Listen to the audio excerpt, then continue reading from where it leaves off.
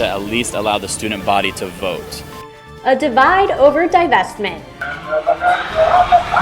The women's ice hockey coach resigns. And Midway will be looking a little closer at your ID. All that and more up next on Buckeye News Now.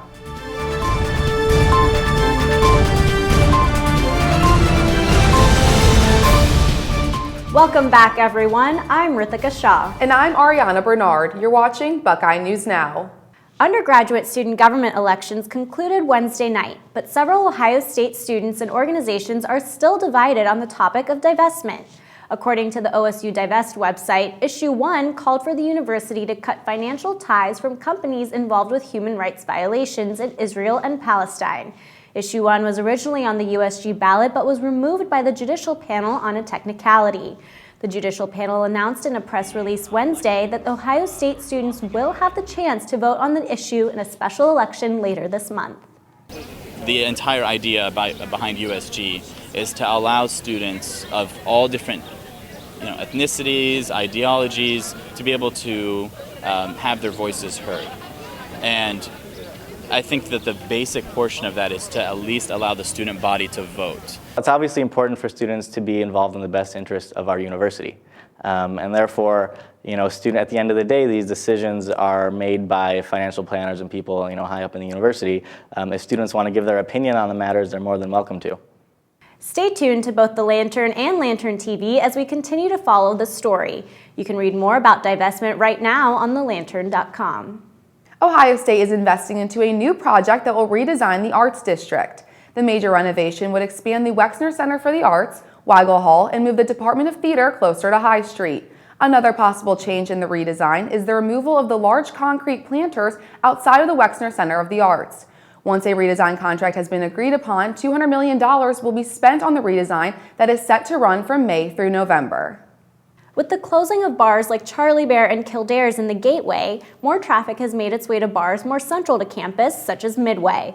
With the increased numbers of customers and previous safety issues at bars like Charlie Bear, Midway has decided to ask to see student IDs on top of their state-issued IDs to confirm that on Fridays and Saturdays, only students are using the space. Midway management says that this change in policy was put into place to keep out unwanted visitors. You get a popular bar with a lot of college students, that it attracts others. And while I was a student here, I graduated in 2012. Heard many incidents that were just of undesirables coming and causing problems, and I started seeing some of those elements showing up. And I got people I know that I went to school with, along with our staff, commenting on it. So we thought the best initiative to kind of prevent that was to switch over to student IDs only. After just 4 seasons, Ohio State women's head hockey coach Nate Handrahan and one of his assistants, Keith Maurice, who joined in May of 2013, have resigned.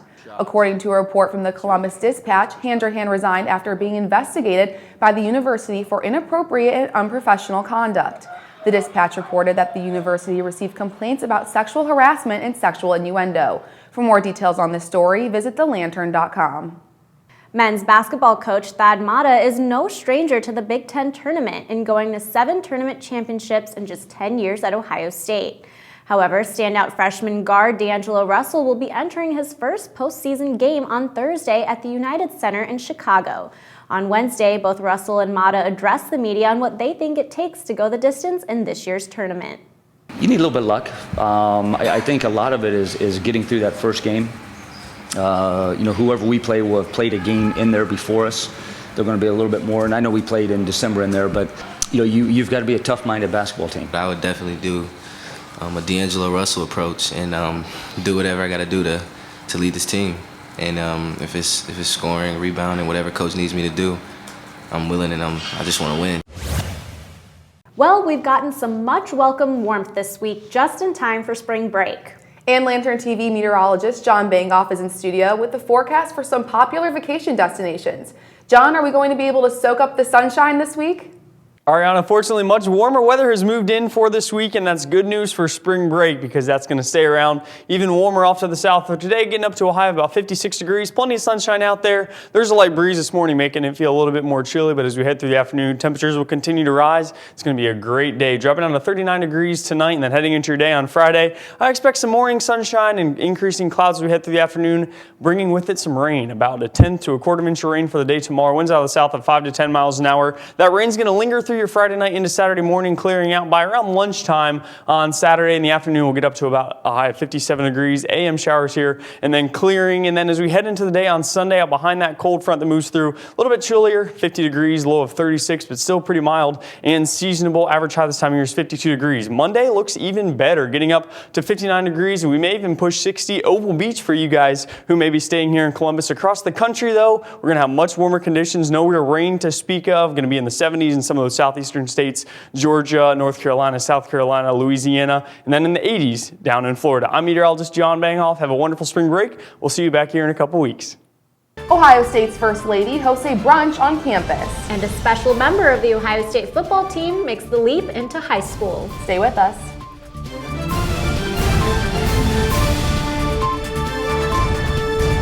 Ohio State's First Lady, Brenda Drake, gave one of her first public appearances on Tuesday to help celebrate Women's History Month.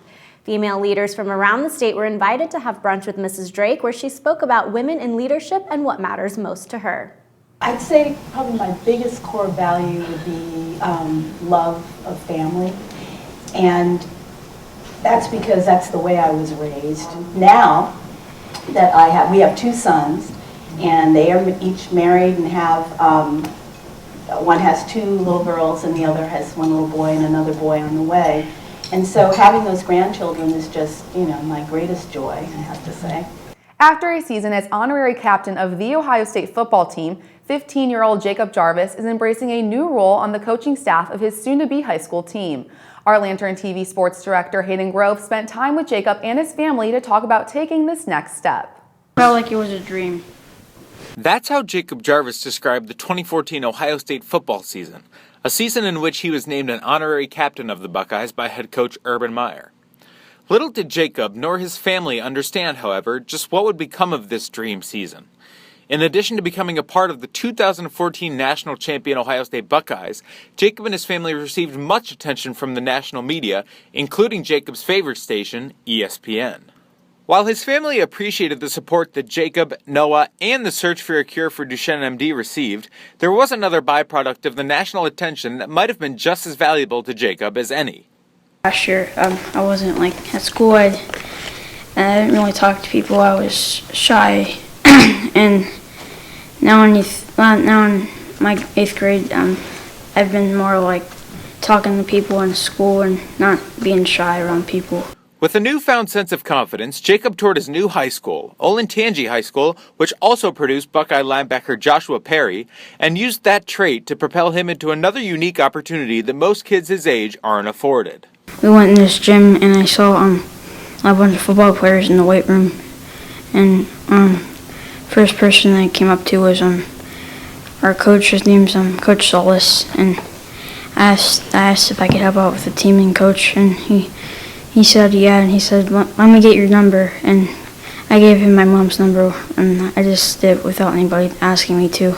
I'll have a headset on, helping out with the coaches and be on the staff. We hope the journey continues. I don't know exactly what's ahead for us, but we're very thankful, and I know that there's been even more communication between us and the football program. We'll be back for spring practices and again this summer. To learn more about a potential cure for Duchenne muscular dystrophy, head to coachtocuremd.org. From chess pieces and phone cases to skeletal structures and prosthetics, Ohio State is bringing students' digital creations to form.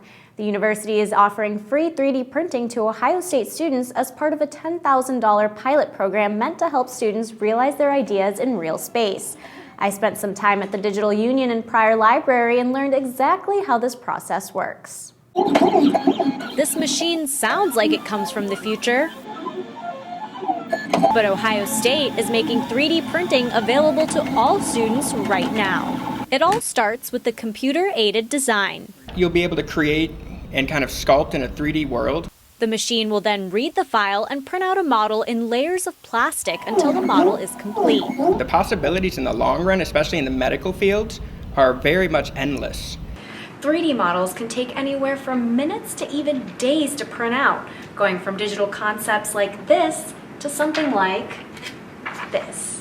One of the end caps on the handlebar fell off. Ohio State student Josh McCaffrey printed a replacement part for his bike during the Digital Union's pilot program this semester. It seems a lot more convenient because you don't have to wait for a long time for the replacement part to come in, or even trying to hunt down which part it is on, say, like an older model bike. He says 3D printing makes it easier to customize his ideas and fosters creativity and innovation. It cuts down a lot of the constraints. The printer's uses for science and architecture are apparent, but Digital Union manager Queenie Chow says 3D printing is interdisciplinary. We wanted to make it available across the university because we do value the ideas across the university, whether or not you're an engineer, whether or not you're an artist. We wanted to make the tools available for them to create their own ideas. For the Lantern TV, I'm Rithika Shah. In other news, undergraduate student government election results will be released tonight. You can find out who your new student body leaders are tomorrow on the Scarlet Scoop. Well, that's all we have for you this week on Buckeye News Now. Remember to like us on Facebook and follow us on Twitter and Instagram. Thanks for watching. We'll see you next week.